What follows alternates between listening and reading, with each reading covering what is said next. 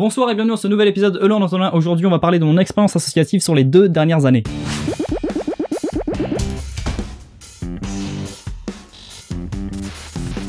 Je voulais vraiment vous faire cette vidéo parce que mes 2 dernières années au sein de l'association Média ont vraiment été un tournant majeur au niveau de ma créativité audiovisuelle. En effet, j'ai été vice-président durant cette 2e année et ça a été juste dingue. Mais du coup, être dans une asso, ça veut dire quoi? Bah, être dans une asso, c'est un peu comme être stagiaire. C'est-à-dire que tu vas te faire exploiter par tout le monde, dont des gens qui font partie de ton asso mais qui sont au-dessus de toi hiérarchiquement, ainsi que par l'administration. Tout ça sans être remercié ni être payé.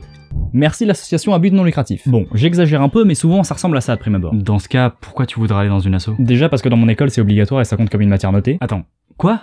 Mais qui est-ce qui note ça et comment c'est noté? Premièrement, il faut savoir que l'association est divisée en plusieurs pôles, c'est-à-dire différentes catégories. Genre photo, vidéo, presse, animation, etc. si on prend l'exemple de médias. Et surtout, il y a un système hiérarchique. Président, secrétaire, coordinateur, trésorier, vice-président, responsable, staff. Du coup, je vous épargne les détails chiants, mais en gros, chaque vice-président ou VP est en charge d'un pôle de l'asso. Et à chaque fin de semestre, le président est chargé de noter les vice-présidents en fonction du travail qu'ils ont fourni avec leur pôle. Sachant que la notation est complètement subjective, ça veut dire que tu peux te retrouver de façon arbitraire avec un 7 et aller en rattrapage. Bref, une fois que le VP a sa note, il est chargé de noter ses responsables qui eux-mêmes sont chargés de noter les staffs. Mais après, je t'avoue, en tant que VP, on passe rarement par les resps pour noter les staffs, ce qui fait qu'on a un peu les pleins pouvoirs pour la notation. Et ce qui fait qu'on peut menacer les staffs toute l'année de les sous-noter s'ils travaillent pas plus. Ah, j'adore l'esclavagisme. Mais dis-moi, Jamie, comment ça s'organise toute cette hiérarchie dont tu me parles depuis tout à l'heure? Très bonne question en face de gland. En première année, tu es ce qu'on appelle un staff, une recrue, un stagiaire, un bisu.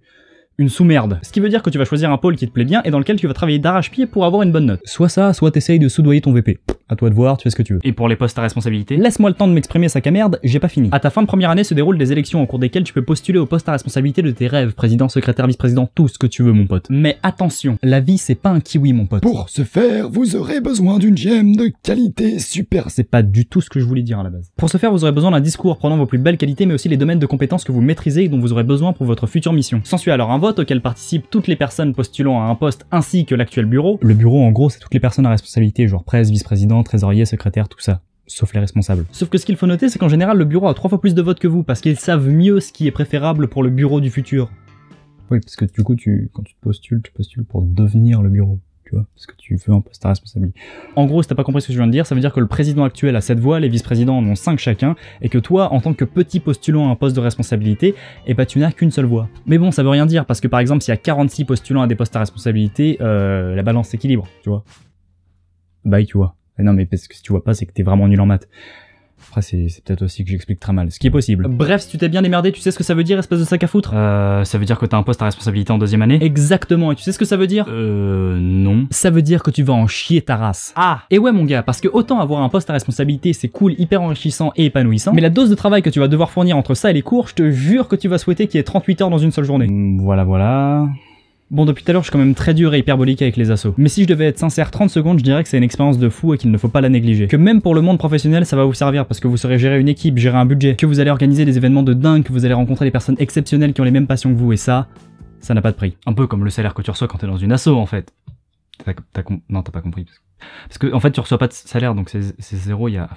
putain, j'en ai marre d'expliquer les trucs.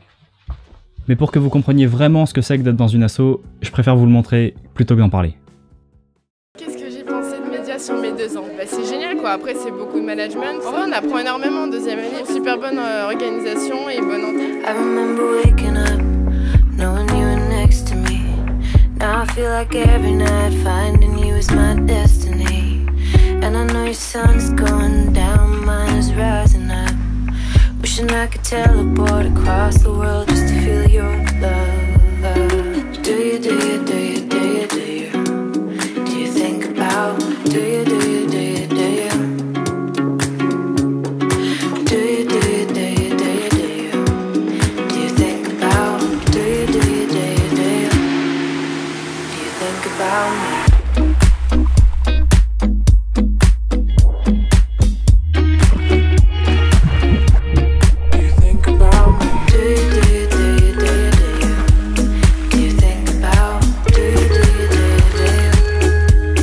you think about me? Always talking about time travel in paradise. Always looking for a way to keep staring back into your eyes. Replay the way that you